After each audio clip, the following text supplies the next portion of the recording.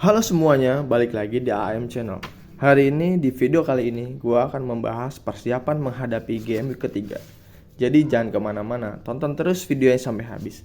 Dan yang belum subscribe, jangan lupa untuk subscribe terlebih dahulu.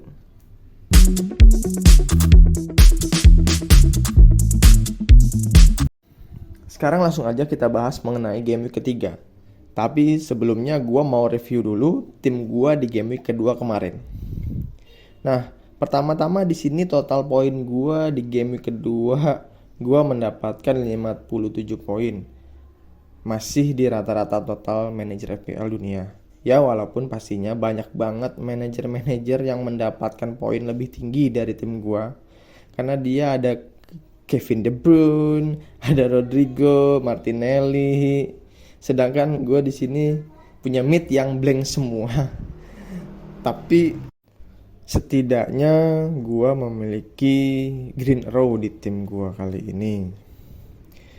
Ya walaupun OR gua masih di angka 4,7 juta dan perjalanan masih panjang. Setidaknya kita tetap konsisten dan meraih poin di atas rata-rata dunia. Di kiper gue blank, hanya dapat 1 poin. Itu karena Arsenal kebobolan 2 gol. Kemudian di back duo Liverpool kembali mendapatkan hasil tidak mengenakan, hasil imbang 1-1. Jadi blank lagi duo Liverpool gua. Nah, Cancelo inilah penyelamat tim gua dengan 11 poin. Itu hasil dari clean sheet dan 1 assist kemarin Manchester City. Dan di midfielder gua ini semuanya blank termasuk Muhammad Salah yang pada pertandingan kemarin tidak menciptakan gol dan assist. Ya walaupun ada beberapa peluang. Di striker gue sangat terselamatkan dengan 2 gol dan 2 assist dari Gabriel Jesus dan 1 assist dari Haaland. Sehingga poin gue masih ada di rata-rata dunia. Ya jujur ini awal yang agak berat ya. Nggak sama seperti season kemarin. Gue di season kemarin di game week kedua gue berada di OR 167.000, sedangkan sekarang ada di 4,7 juta. Ya walaupun ini masih game week awal ya, masih ada beberapa, masih panjang lah. Nah, rencana apa yang harus gue lakukan untuk memperbaiki tim gue? Apakah harus gue menggunakan chip wildcard di game week ketiga ini? Let's see. Sebelum kita rombak pemain dengan wildcard di game week ketiga, sebaiknya kita lihat beberapa pemain yang performanya bagus sampai game kedua ini. Pertama ada Kevin De Bruyne, Rodrigo, Salah, dan Gabriel Jesus. Dapat dilihat ini adalah data statistik para pemain sampai game kedua. Di sini ada Gabriel Jesus memiliki expected goal lebih tinggi yaitu 1,55 dengan shoot 8 on target 3 dan dapat menciptakan 2 gol. Kemudian ada Rodrigo yang merupakan pemain kunci dari Leeds United setelah perginya Raphinha ke Barcelona. Sehingga menit bermain Rodrigo menjadi lebih banyak dan berhasil menciptakan 3 gol sampai game kedua ini. Dia memiliki 8 shoot, on target 4 dan nilai XG-nya expected goal 1,4.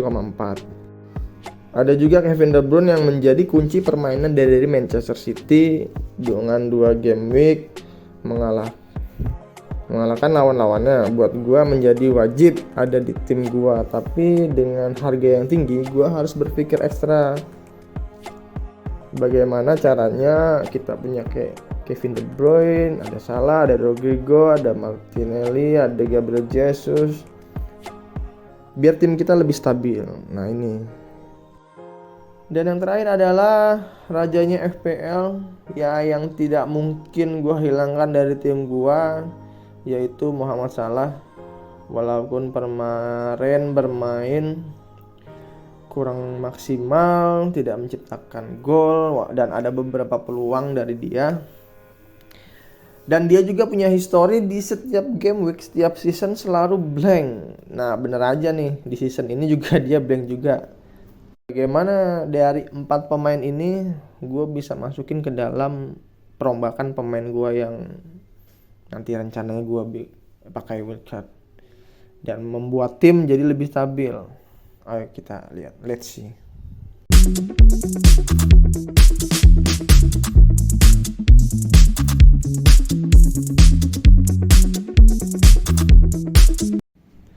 Nah, sekarang sudah ada tim wheelchart gua sejauh ini, di mana gua melakukan banyak perubahan yang bisa dibilang lumayan banyak.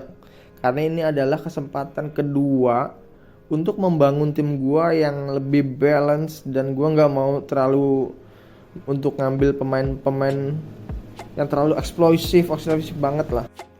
Karena gue udah nggak bisa rombak wheelchart lagi sampai game week ke-16 ya. Itu sampai libur World Cup sekitaran akhir November dan sampai akhir Desember. Dan gue masih harus berpikir bagaimana caranya tim gue lebih stabil. Nah, inilah tim yang ada di gue. Di sini dari kiper dulu nih, dimana gue sekarang pakai Raya.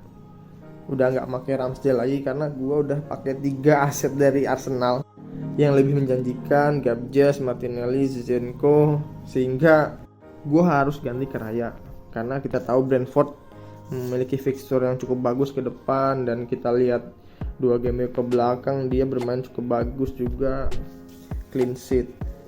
Jadi gue pilih Raya kiper utama. Dan kiper bench gue pilih Ward yang menjadi kiper utama Leicester. Ya bagaimana juga harganya yang 4 juta yang memiliki potensi bermain paling tinggi untuk kiper. Kemudian dari back gua pilih 5 nama di sini. James, TAA, Cancelo, Zinchenko, dan Nico Williams. Kelima nama back ini merupakan pemain yang memiliki menit bermain hampir 90 menit di setiap game, dengan banyak menciptakan peluang, bahkan sampai cetak gol dan assist. Kecuali untuk Trent Alexander-Arnold yang 2 game performannya masih belum menunjukkan performan yang terbaik. Jadi dari back sejauh ini gue cukup yakin sih dengan kelima pemain ini. Oke, berikutnya kita ke pemain tengah. 5 pemain tengah yang gue pilih adalah Salah, Kevin De Bruyne, Martinelli, Rodrigo, dan David Silva. Nah, di sini gue akan jelasin kenapa gue pilih 5 pemain tersebut. Pertama, dari Kevin De Bruyne, kita dapat lihat performance dari pemain Manchester City ini yang menjadi kunci permainan dari Manchester City itu sendiri. Dan untuk fixture City sampai dengan game week 10 itu cukup bagus. Jadi gue yakin sama Kevin De Bruyne ini dia bisa cetak gol atau assist, karena dia banyak menciptakan peluang sampai menciptakan gol lah. Pemain penting buat Manchester City. Kemudian Martinelli dengan harganya yang relatif lebih murah daripada Saka. Pemain Arsenal ini cukup menjanjikan. Ya, dari harga yang murah, kemudian semakin hari semakin naik untuk harganya dari hari kemarin ya. Jadi gue jangan sampai ketinggalan, akhirnya gue harganya makin tinggi, gue gak bisa beli pemain ini karena budget gue kurang. Dan juga fixture Arsenal cukup bagus ya sampai game ke-8. Jadi Martinelli bisa menjadi pilihan terbaik untuk pemain tengah. Kemudian ada Rodrigo. Nah, inilah top skor sementara sampai game kedua. Jadi gue gak mau ketinggalan ya peran Rodrigo ini di Leeds United. Walaupun nanti menghadapi Chelsea, tapi game setelahnya itu cukup bagus sih untuk Leeds United. Dan juga harganya relatif murah ya untuk pemain tengah. Jadi gue bisa menyeimbangkan para pemain gue. Jadi gue bisa ada pergantian permain untuk beberapa game ke depan. Da Silva dengan harganya 4,5 juta ini menjadi pemain budget yang murah yang sangat menjanjikan, karena di Brentford ternyata menjadi pilihan utama dari gua game week ini. Dia udah menciptakan 2 gol. Jadi gua nggak mau ketinggalan ya untuk Da Silva. Gua coba ya bisa gantian dengan Rodrigo. Misal gua mau main 4-4-2 atau back gua pengen 3, gua bisa membuat tim lebih stabil lah. Dan yang terakhir Muhammad Salah. Ini pemain wajib di tim gue, jadi gue nggak perlu jelaskan lagi ya. Kemudian dari striker gue pilih Tone, Gabriel Jesus, dan Archer. Di sini gue lebih memilih Jesus dan Tone. Kenapa nggak ada Haaland? Karena ya budgetnya kurang. Gue harus memilih dua pemain premium di sini, Kevin De Bruyne atau Haaland. Nah, setelah gue pikir-pikir, gue lebih tertarik ke Kevin De Bruyne ya ketimbang Haaland. Jadi di sini gue mempercayakan striker gue dari Gabriel Jesus dan Tone. Mungkin Archer bisa gue cadangkan.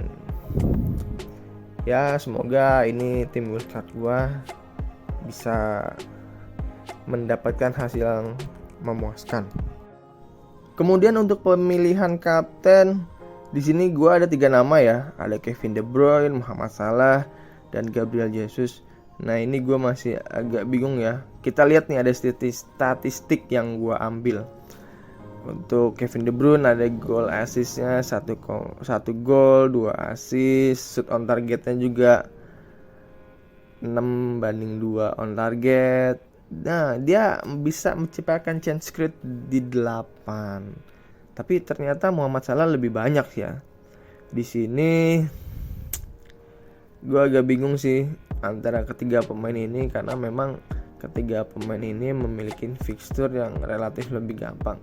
Cuma gue lebih tertarik ke Muhammad Salah ya di game week ketiga ini, dengan performan Salah di game week kedua dengan kutukan game week kedua dia blank. Mungkin nanti di game week ketiga ini dengan menghadapi Manchester United, gue yakin Liverpool lebih tertantang dan lebih bisa memberikan permainan yang lebih atraktif, karena Manchester United di 2 pertandingan awal mereka mengalami kekalahan.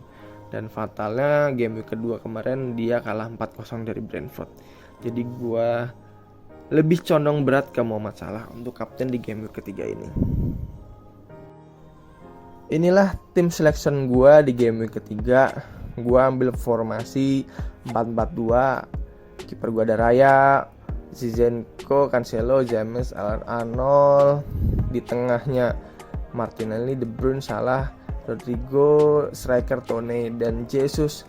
Di cadangan gue ada Ward, Da Silva, Neco Williams, dan Archer.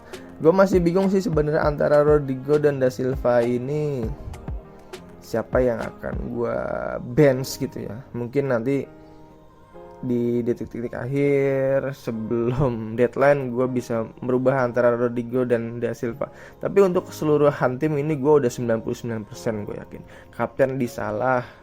Nah inilah tim gue di game week 3. Semoga gue bisa mendapatkan hasil yang memuaskan ya. Semoga dapat 100 poin plus lah. Terima kasih buat semuanya. Bye.